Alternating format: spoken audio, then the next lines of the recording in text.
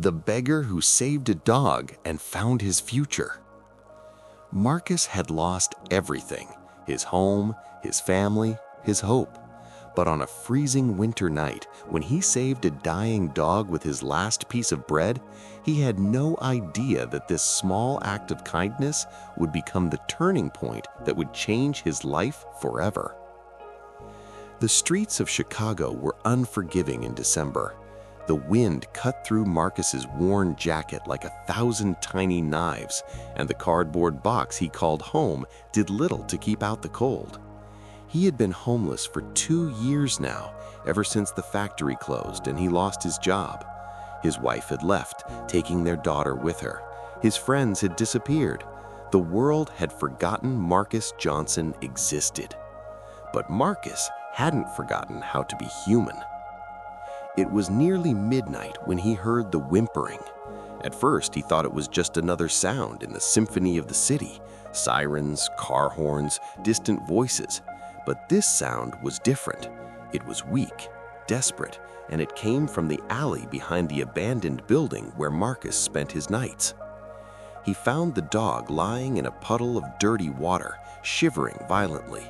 It was a medium-sized mutt, probably a mix of several breeds, with matted brown fur and ribs showing through its skin. One of its legs was twisted at an odd angle, and there was a deep gash on its side. The dog's eyes met Marcus's, and in that moment, he saw something he recognized: the same abandonment, the same pain, the same silent plea for someone, anyone, to care. Marcus only had one thing of value that night: half a sandwich he'd gotten from a soup kitchen earlier. He was hungry, had been hungry for days, but he couldn't walk away. He knelt down beside the dog, breaking the sandwich into small pieces, and gently fed them to the trembling animal. "It's okay, buddy," Marcus whispered, his voice cracking. "You're not alone anymore." The first night. Marcus carried the dog back to his cardboard shelter, wrapping it in his only blanket. The dog, he decided to call him Lucky, though neither of them felt very lucky at the moment, whimpered softly through the night. Marcus stayed awake, keeping the dog warm with his own body heat, singing old songs his grandmother had taught him when he was a child. By morning, Lucky was still alive, but barely. Marcus knew the dog needed medical attention, but he had no money, no phone, no way to help. That's when he remembered the veterinary clinic 6 blocks away. He'd walked past it dozens of times, always wondering what it would be like to have something worth caring for again. Marcus wrapped Lucky in his blanket and started walking. His feet ached in his torn shoes, and the weight of the injured dog made his arms tremble, but he didn't stop. People on the street gave him strange looks, some disgusted, some pitying, most just indifferent, but Marcus kept walking. When he reached the clinic, the receptionist's face went from professional smile to obvious discomfort in seconds. "Sir, this is a private clinic. Do you have, can you—" "I know I can't pay," Marcus said quietly, holding Lucky closer. "But this dog is dying. Please, I'm begging you, save him and I'll do whatever it takes to pay you back. I'll clean your floors, wash your windows, anything." The receptionist looked uncertain, but before she could respond, a woman in her 50s wearing scrubs came out from the back. Dr. Sarah Chen had been a veterinarian for 30 years, and she'd seen plenty of heartbreak, but something about the homeless man holding the dying dog touched her. "Bring him back," she said simply. "Are you starting to see how one small decision can ripple into something bigger?" Marcus didn't know it yet, but this was just the beginning. Keep reading to discover how Lucky would repay his savior in ways no one could imagine. The treatment. Dr. Chen worked on Lucky for 3 hours. The leg was broken in 2 places, the gash was infected, and the dog was severely malnourished and dehydrated. Marcus waited in the lobby, refusing to leave even when the receptionist suggested he could come back later. Where would he go? This was the first time in 2 years that he felt like he had a purpose. When Dr. Chen finally emerged, she looked tired but satisfied. "He'll get through it. The leg will heal, but he'll probably always have a slight limp. I've cleaned the wound and started him on antibiotics. He'll need to stay here for at least a week." Marcus felt tears running down his face. "Thank you. I don't know how to thank you enough." Dr. Chen studied him for a long moment. "What's your name?" "Marcus. Marcus Johnson." "Well, Marcus, that dog survived because of you. You got him here in time. Not many people would have done what you did." She paused. "I have a proposal for you. I need someone to help around the clinic, cleaning, basic maintenance, helping with the animals. It's not much, but I can pay you minimum wage, and there's a small storage room in the back with a cot. You could stay there while you get back on your feet, and Lucky can recover there too." Marcus couldn't speak. He just nodded, fresh tears streaming down his face. A new beginning. The first week was hard. Marcus wasn't used to structure anymore, to waking up at a certain time, to being around people who expected things from him. His hands shook when he held the mop, and he fumbled with simple tasks. But Dr. Chen was patient, and Lucky's presence gave him strength. Every evening after the clinic closed, Marcus would sit with Lucky in the small storage room that was now his home. He'd talk to the dog about his day, about his fears, about the daughter he hadn't seen in 2 years. Lucky would rest his head on Marcus's lap, brown eyes full of trust and love. "You saved me, you know," Marcus told Lucky one night. "I was just existing, going through the motions, but you gave me a reason to try again." As weeks turned into months, Marcus began to change. Dr. Chen taught him to assist with basic animal care, feeding, bathing, administering medications. She showed him how to calm nervous animals, how to read their body language, how to give them comfort when they were scared. Marcus discovered he had a gift for it. Animals trusted him in a way that people hadn't in years. Lucky's leg healed, leaving him with the predicted limp, but the dog was happy and healthy. He became the clinic's unofficial mascot, greeting every patient with a wagging tail and that special wisdom that rescued animals seem to carry, the knowledge of what it means to be given a second chance. The turning point. 6 months after Marcus started working at the clinic, Dr. Chen called him into her office. Marcus's heart sunk. Was he being let go? Had he done something wrong? "Sit down, Marcus," Dr. Chen said, but she was smiling. "I've been watching you with the animals. You have a real talent for this. Have you ever thought about becoming a veterinary technician?" Marcus shook his head. "I never even finished high school, Dr. Chen. I'm not smart enough for something like that." "That's not true, and I think you know it. You're one of the most intelligent, compassionate people I've ever worked with. Yes, you'd need to get your GED first and then complete a certification program, but I believe you could do it, and I'd like to help." This is where most people stop themselves. They hear an opportunity and immediately list all the reasons why they can't do it. But what if you're like Marcus? What if the only thing standing between you and a completely different life is the willingness to try? Don't click away yet, because what happens next will show you exactly why taking that chance matters. Dr. Chen had already researched programs. She connected Marcus with an adult education center that offered free GED classes in the evenings. She adjusted his schedule so he could attend. She even set up a small study area in the clinic's break room. It was terrifying. Marcus hadn't been in a classroom in over 20 years.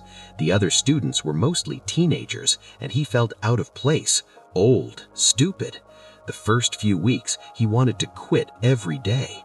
The math seemed impossible. The reading comprehension questions made his head hurt.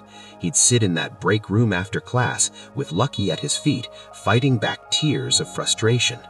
But Lucky would nudge his hand, reminding him why he was doing this, and Dr. Chen would check in, offering encouragement, answering questions, never letting him give up on himself. 8 months later, Marcus passed his GED exam.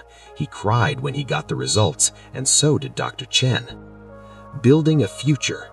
With his GED completed, Marcus enrolled in a veterinary technician program at the local community college.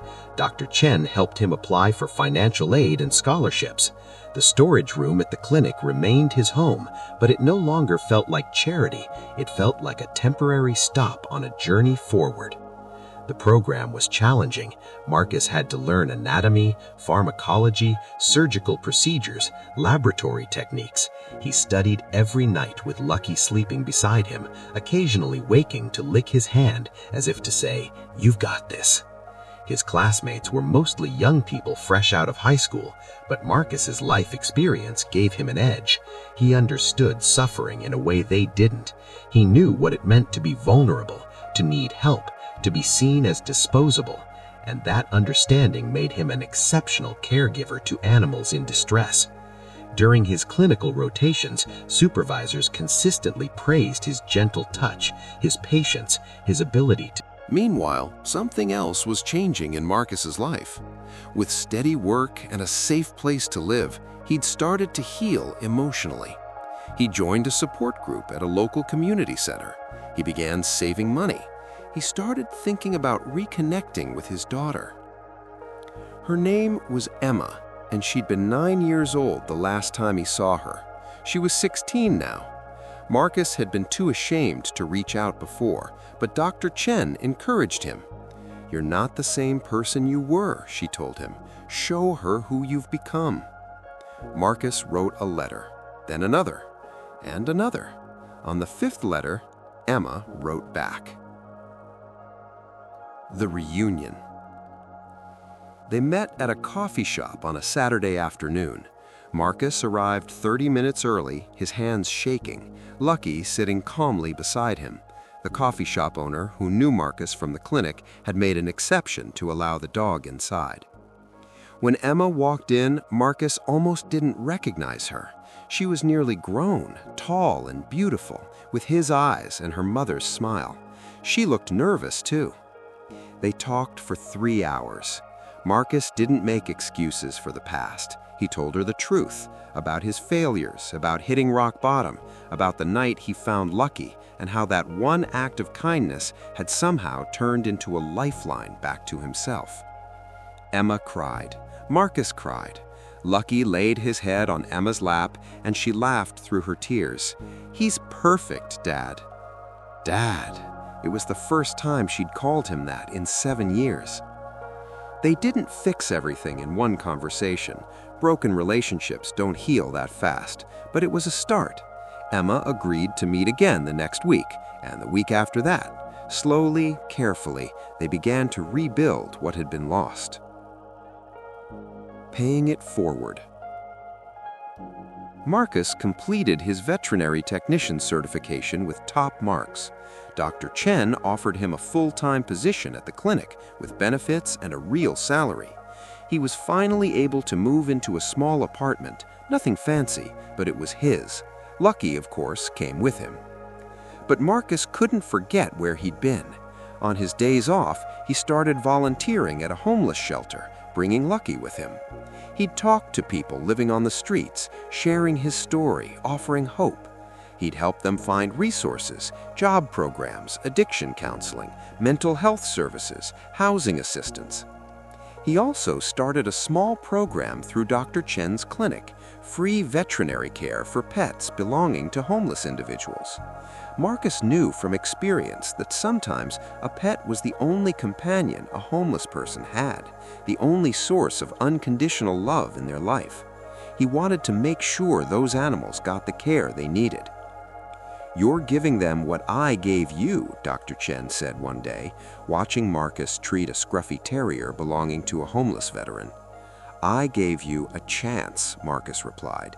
"I'm just passing it on." The program grew. Local news picked up the story of the former homeless man who was now helping others. Donations came in. Other veterinarians offered to volunteer. The small program became a non-profit organization called Lucky's Second Chance. Full circle. 3 years after that freezing December night when Marcus found Lucky in an alley, Marcus stood on a small stage in a community center, accepting an award for his volunteer work. Emma sat in the front row, beaming with pride. Dr. Chen was there too, along with dozens of people whose lives Marcus had touched.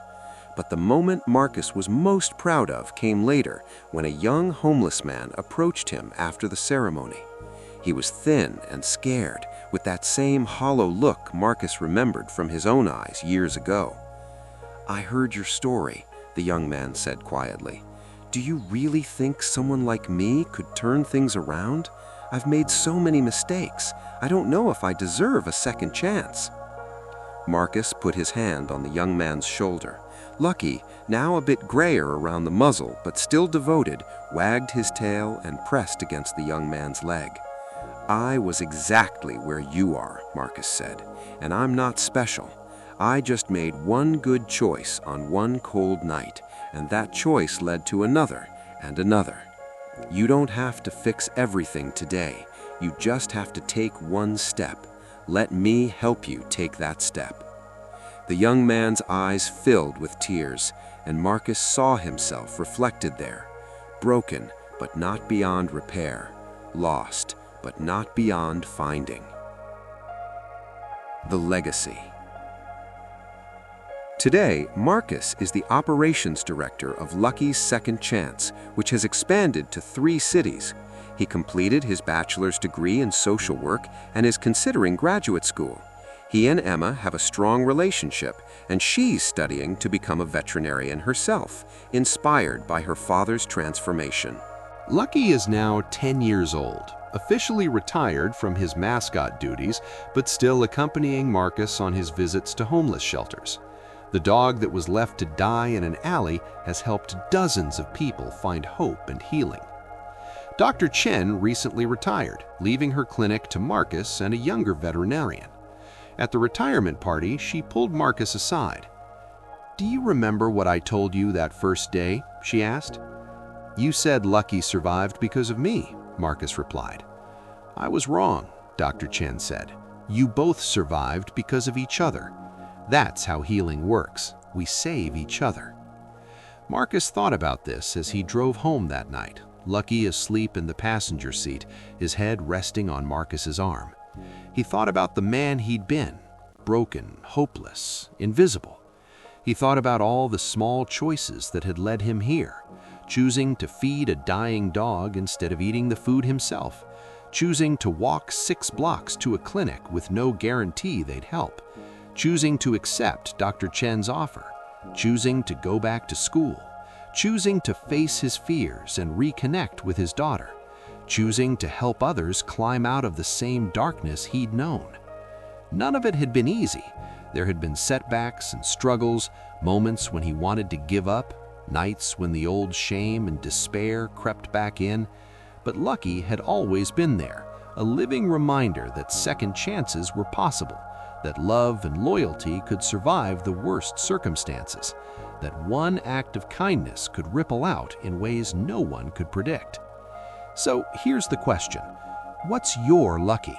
What's the one small act of kindness, the one step forward, the one chance you've been too afraid to take? Marcus's story isn't unique because he's special. It's powerful because he's ordinary.